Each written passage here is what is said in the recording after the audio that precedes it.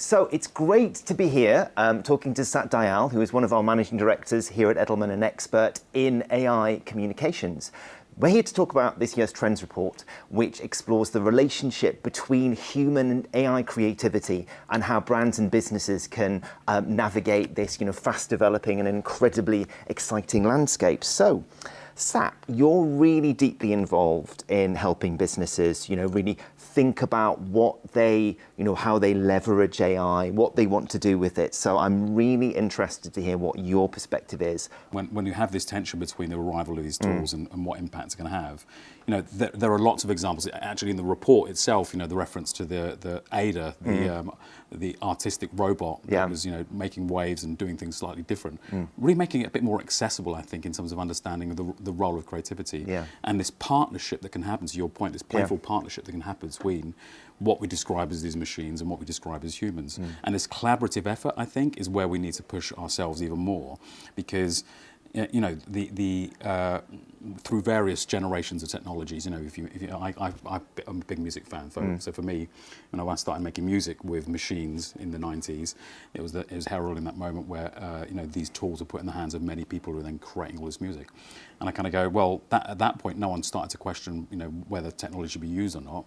Wind forward 25 years, the democratization of all these production capabilities in people's hands, that's, I think it's been a powerful impact on society, a powerful impact on creativity. Now we're at this next level as AI is coming along and people are worried about where we go next. I'm like, let's use these tools, let's push our abilities using these tools to the next level. So that's how I kind of look at this question of AI and creativity. Great. Just to build on that point, because we've been talking about that sort of like that tension in the middle of the march of AI into business and society, is that, do I embrace it? Should I trust it in the first place? And that's probably quite a good juncture for us to be talking about trust. Yeah.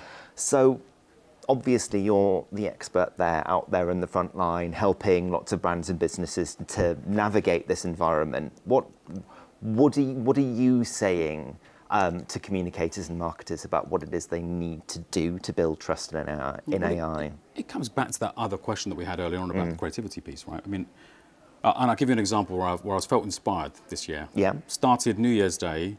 I was encouraged to go along to this exhibition at the Tate Modern, which was looking at the role of technology in art before the internet. So pre-internet, what was happening with technology and that relationship. One of the first exhibits that I saw was this poem by a chap called Richard Brautigan, All Watched Over by Machines of Loving Greats. Now, the reason why that struck me was because actually there was a documentary you might remember back in 2010. I do. By Adam Curtis. All Watched Over by Machines of Loving Greats. Now, that was a very dystopian view. Because that's what he does. Role, that's what he does so beautifully, right?